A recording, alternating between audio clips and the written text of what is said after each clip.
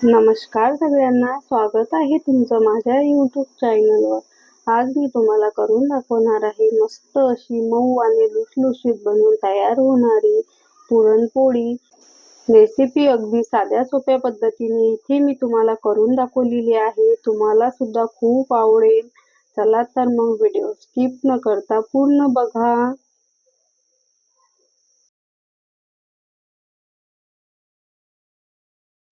इथे मी सर्वात आधी 1.5 वाटी चना डाळ घेतलेली आहे. तुम्ही इथे घरातील कोणत्याही एका वाटीने किंवा भांड्याने मेजरमेंट मोजून घेऊ शकता. डाळ मोजून घेतली तर साखर आणि किंवा गूळ टाकायला आपल्याला व्यवस्थित असं मेजरमेंट मिळते, म्हणून मोजूनच घ्यायची डाळ. इथे मी 1.5 वाटी डाळ सर्वात आधी कुकरमध्ये घालून घेतलेली आहे. ही डाळ आता आपल्याला 4 ते 5 पाण्याने स्वच्छ अशी धुवून घ्यायची आहे आणि त्यानंतर 2 ते 3 ग्लास पाणी घालून डाळ छान अशी कुकरला शिजवून घ्यायची आहे.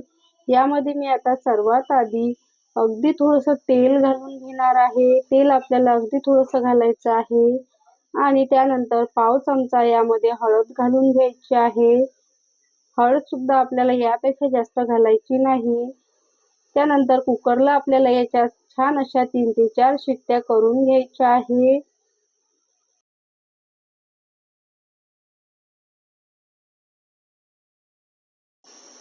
बघू शकता तुम्ही इथे माझा कुकर झालेला आहे. डाळ सुद्धा छान अशी शिजलेली आहे. तुम्हाला जर गटाची आमटी करायची असेल तर छान असं डाळीचं पाणी सुद्धा निघालेलं आहे. बघू शकता तुम्ही.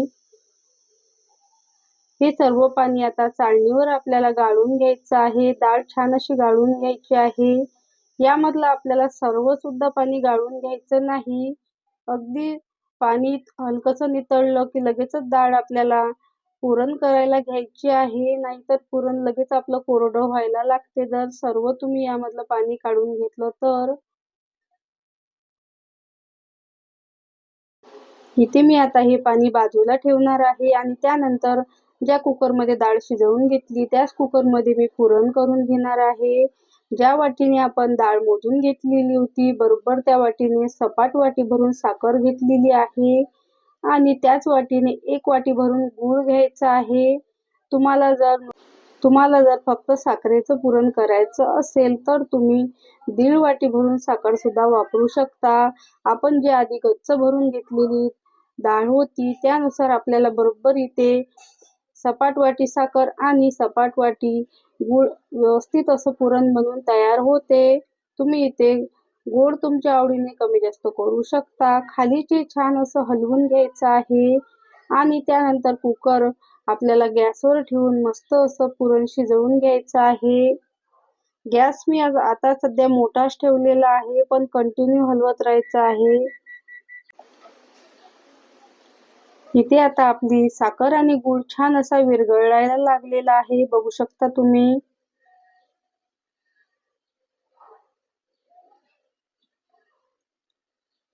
सध्या आपल्याला गॅस थोडासा मोठाच ठेवायचा आहे. तुम्ही पुरण कढईमध्ये सुद्धा बनवू शकता. कढईमध्ये अगदी पटकन असं बनते. बघू शकता तुम्ही. 4 ते 5 मिनिटानंतर बघू शकता आपलं पुरण छान असं घट्ट व्हायला लागलेलं आहे.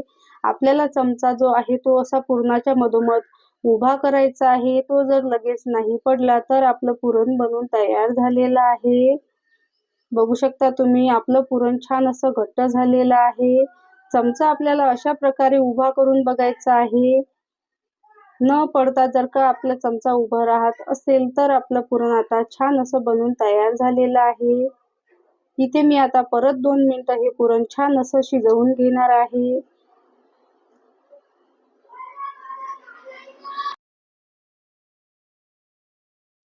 बघू शकता तुम्ही चमचा आपल्या पुरणामध्ये उभा राहते म्हणजे आपली डाळ छान अशी किंवा पुरण छान असं शिजलेलं आहे. त्यानंतर इथे मी पुरणाची गाळणी घेतलेली आहे.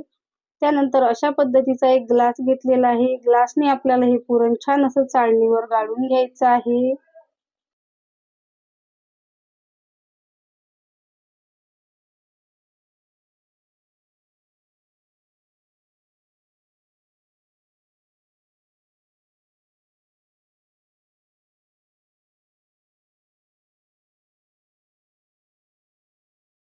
इथे माझं आता सर्व पुरण छान असं बनून तयार झालेलं आहे.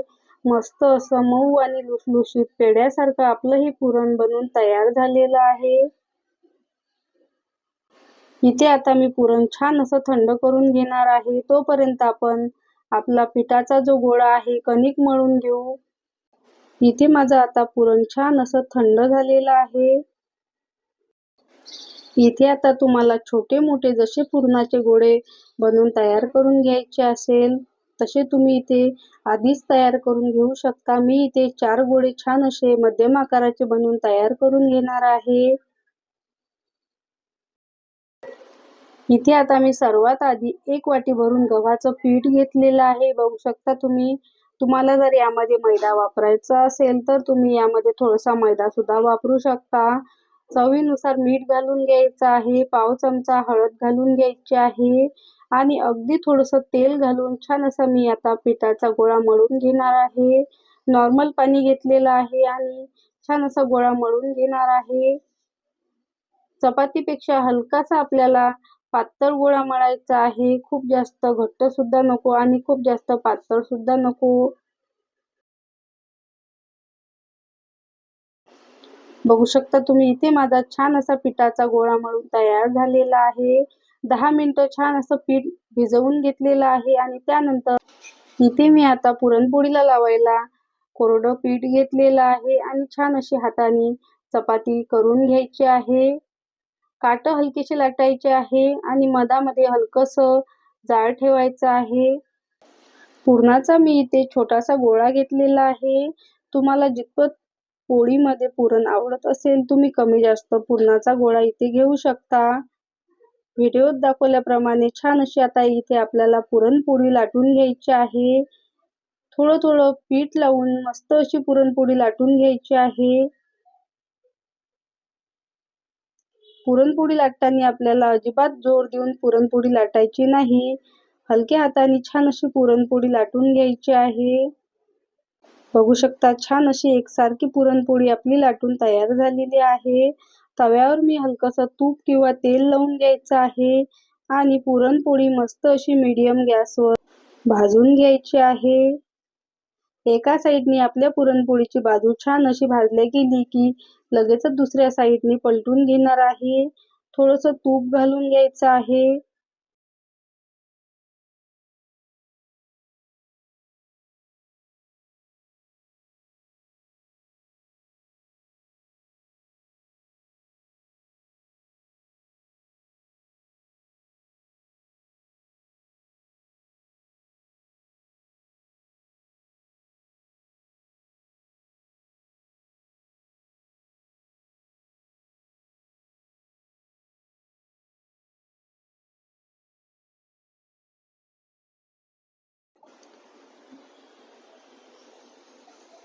बघू शकता तुम्ही मस्त अशी आपली ही पुरणपोळी टम्म फुगलेली आहे.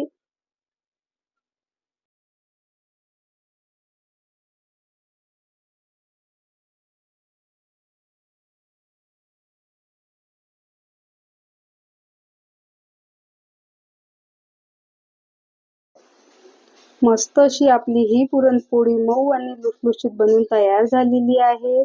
अशाच प्रकारे इथे मी आता सर्व पुरणपोळ्या बनवून तयार करून घेणार आहे.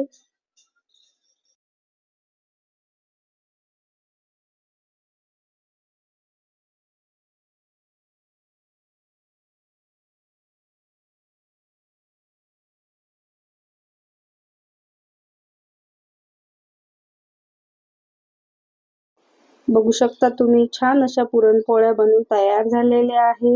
रंग सुद्धा छान आलेला आहे आणि तितक्याच मस्त अशा मऊ आणि लुसलुशीत आपल्या ह्या पुरणपोळ्या बनवून तयार झालेल्या आहे. तुम्हाला जर माझी आजची ही रेसिपी आवडली असेल तर एक लाईक नक्की करा.